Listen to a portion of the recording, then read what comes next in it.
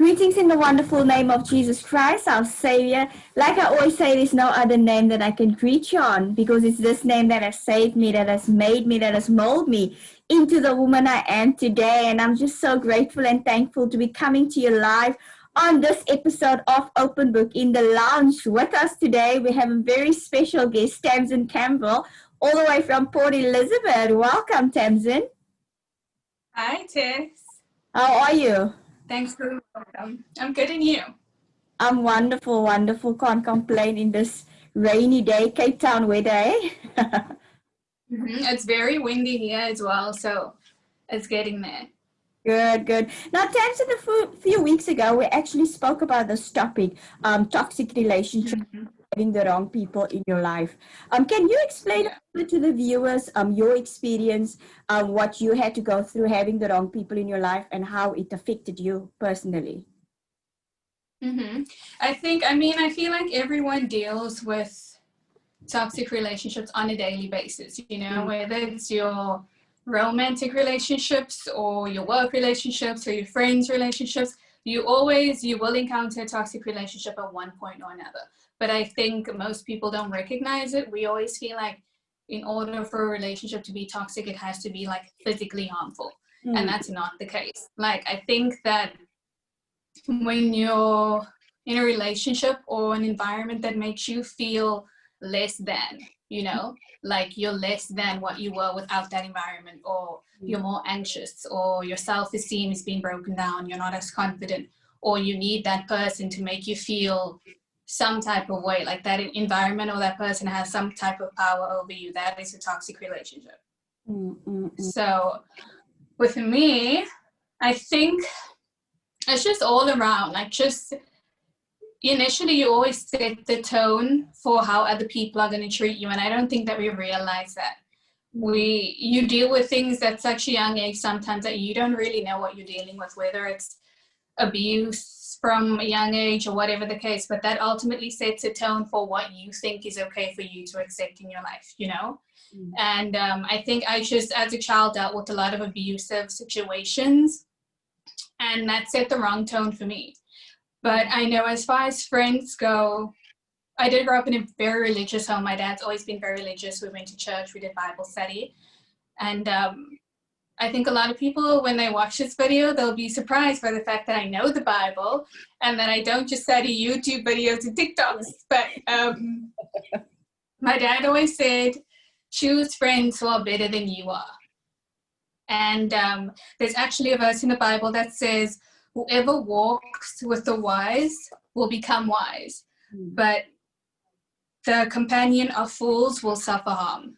Wow. And that verse basically tells you that in order for you to be better, you have to have better friends. You have to, I know for some people, it could be a lot when you feel like you're the least intelligent person in your circle, the least successful, or, the least attractive or whatever.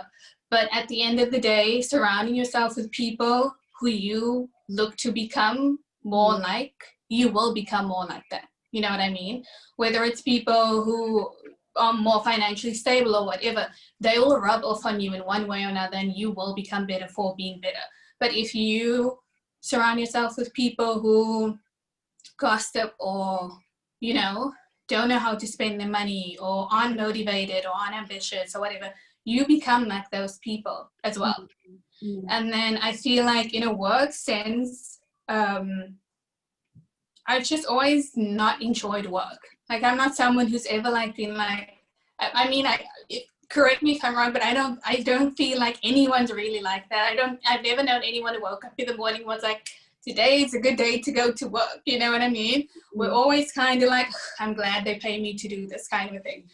But I also feel like when you are so stressed out about work that you hate going there, the second you walk into the place, you just become so anxious.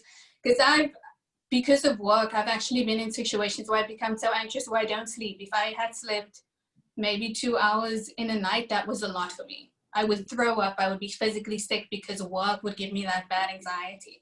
And I think I just got to a point where I was like, you know what? This is not the environment or the job that was intended for you.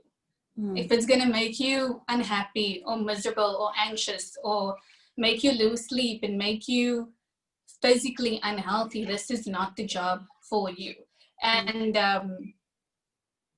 there's also a verse in the Bible that said, for I know the plans I have for you, says the Lord. I'm sure you know that verse is very popular. Plans to, and that's a verse that I look to a lot, especially with working in America. I mean, you know, that's where we met. So working in America, it wasn't a bad job, it wasn't a bad place. And also another thing that I realized about toxic relationship is ultimately it's a toxic connection. There's no one toxic person or one toxic place or one toxic environment. It's a toxic connection. So you plus that environment, or you plus that person, that creates a toxic environment. Someone else would thrive in that job. Someone else would thrive in that friendship. Someone else would thrive in that relationship, but you don't. So ultimately, it's not just toxic for you, it's toxic for you and the other person as well, because you bring out the worst in each other. That environment brings out the worst in you. So if a job makes you so anxious or makes you hate your life, or I know some people who have been suicidal because of work. That's how stressed out they were. And if that's what the job does to you, then it's not the job for you. You know, God's plan for you is never going to be for you to wake up every day wishing you weren't alive, or wishing you didn't have that job, or wishing you could have been doing something else. That's not your purpose. Your purpose is not to be miserable. So if that's how any environment or any person makes you feel, I think you just need to find it within yourself to say, you know what, I need to walk away, or I need to fix something or change something. But being unhappy is no one's plan in life. That's not going to be intended for anyone. And then with relationships, I think it's more my romantic relationships that made me realize that it's a toxic connection, you know, because I don't think I've ever really dated bad guys. I've never dated bad guys. They, you know, it always starts off good. I think most people always feel that way. It starts off really good. You're getting to know each other, blah, blah, blah. And then a couple weeks or months or even years in, you feel like this is just a bad relationship. But also I feel like as women, when we get to a certain age, we always feel like we're on a time limit. You're on a time limit and you can't cut it loose. And from the outside looking in, like if it was you asking me advice, I'd always be like, Tess, you know, because it's bad for you, you need to walk away from it, or whatever the case. But the hardest advice to take is always your own. It's easy for you to tell someone else in the relationship, walk away from the friendship, quit your job. But when you are exhibit A and you're in that situation, it's not that easy for you to just be like, no, have to end it. This is bad, you know? And I remember, Tamzyn, you actually mentioned that it went from, you were in a relationship where it went from amazing to toxic. And a lot of women have perspective where they would say, oh no, I can change him, you know, he's gonna change, he's not gonna stay like, that's not who he is, you know, I can change him. What would you say to that woman that's basically in that toxic relationship but still feel that she can change him, you know? I would say to that woman, don't rationalize with God. If all the signs are there that shows you that this person is no good for you, don't rationalize with that thought.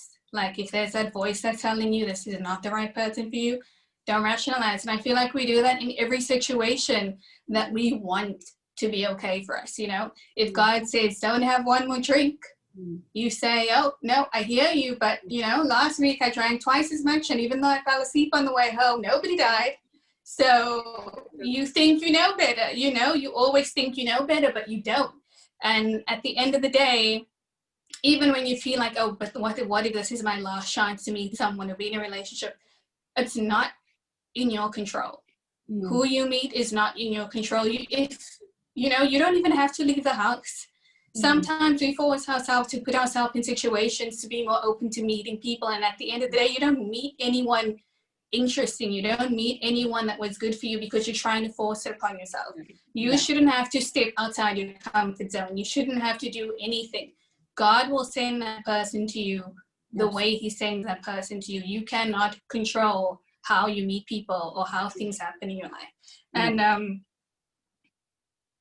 I think also, like I said, you can't really blame one person. It's always like, it's a connection. It's a two-way thing. So you also have to kind of take a step back and go, you know what, this person isn't good for me, but maybe I'm no good for them either.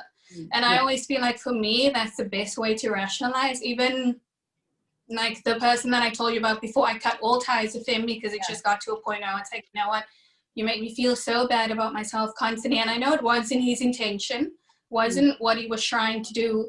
But at the same time, I feel like I probably had the same effect on him. And when you're in a relationship, the Bible always says about being equally yoked. And I think a lot of people look at it as kind of a Christian reference, like you have to be from the same church, the same religion or whatever. But I always feel like it refers to the relationship connection between two people. Like if you're going to be in a successful relationship with someone, you guys have to communicate the same. You have to show affection the same. You have to want the same things. And if those things don't match, it's not going to go anywhere good. It might be going somewhere good for a long time, and then you realize you don't want the same things, or you miscommunicate, or whatever the case. And ultimately, that's just because it's the two of you. That person wouldn't have those same problems with someone else, and you wouldn't have the problems that you have with them with someone else. So you just kind of also have to take responsibility for your actions and your behavior that causes that person to behave the way that they behave towards you. You know what I mean? And looking at it from that point of view, I think relieves you of the anger and the resentment that you otherwise would have if you just put all the blame and all the responsibility on just the other person, because then you always feel like, oh, I've been wronged, or this person did that and that and that to me, and I didn't do anything wrong. And it's never really the case. We're always some part to blame for anything. So I feel like the best way to go about it is just cut the ties, take responsibility, and wish them well. Absolutely. So important. Like you mentioned now, you said a lot, and you said what you said, basically, I took in as well, saying that, you know what, who you need to surround yourself with is very, very important, because there's a saying that says, surround yourself with who can actually say who you are, you know, as your surroundings. Actually. So for me personally as well, I remember working, I'm just going to share this with you guys. So basically, I remember working, this was way back, and I was working with this particular person, and this person was complaining so much every day. She was just complaining, you know, and as we all do.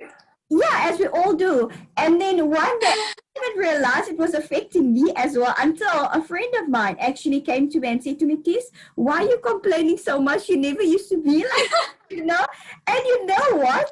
I myself towards myself and asked myself, this what is going on, you know? And that led me to my first question would be like, where's this coming from, you know? Who am I surrounding myself with? Because obviously whoever I'm surrounding myself with is actually, I'm basically complaining as much as that person now, you know, so it's affecting me. So I think for me also having the right people in your life, because even though my friend, she came to me and she told me this is exactly, you know, this is it, you know, and for me, if I didn't have that friend, I wouldn't even have noticed that I'm complaining so much, you know. So having friends in your life that really tells you the truth, you know, whether, you know, and for you at the end of the day, it's like I always say, you know, it's, you have to build each other, you have to empower each other, you have to support each other, you know, vice versa. It's not a one-way street, it's a both ways. You have to meet each other halfway, you know. And from a relationship, that's what I want to take. I want to see myself growing, you know, evolving, you know, in this relationship, you know, and that is so important. And I think Tamzyn as well is like, for instance, like you mentioned before, and I'm not going to repeat what you mentioned, but like, you know, when you surround yourself with smart people, people that's smarter than you know, people that, you know, got a lot of wisdom, you know, and that actually, like you mentioned exactly, you know, and that at the end of the day, you learn from them, because you don't want to stay where you're at, you want to grow, you know, and the only way is connecting with people higher than you know what I mean? Because at the end of the day, it's going to affect you in a good way, you know what I mean, where you see yourself, you know. So I think I'm so actually I thank you, Tamzyn, for sharing, you know, your perspective on toxic relationship and how it can affect a person. you know. So Tamzyn, I actually want to share this lastly with you. What would you say to somebody watching today and saying to themselves, yo, I've got really wrong people in my life, you know, but how can I, it's not easy for me to let go of them. You know how it's easy to say, okay, I'm going to let them go. I'm just going to, you know, write them off and never going to talk to them again. You know, it's easy to say that, but actually actions to do it, it's another word. You know what I mean? So what would you say to that person watching this episode and saying to themselves, I'm really surrounding myself with bad people, but I can't let go of them? What would you say to that particular person? I don't think you necessarily need to let go of them. I always feel like, remember when we were in high school or even primary school way back then, everyone used to wear these bands on their arms that was WWJD. That meant, Oh, what would Jesus do? yes. And I always think back on the bands because when I'm like faced with a situation where I just want to lash out or do something, whatever, I always think of those bands because then I'm like, you know, what would Jesus do? And at the end of the day, Jesus wouldn't give up on a friend. So if you find yourself being friends with people who, you know, bring you down or whatever the case may be, just remind yourself that you're one of them, actually, you know? You're in that circle. So maybe they're just like you and they're trying to find a way out, but they don't know how. So I don't think the right thing to do would be to just be like, oh, you know what, I need better friends, so I'm just going to leave this group of drug addicts because they're not good.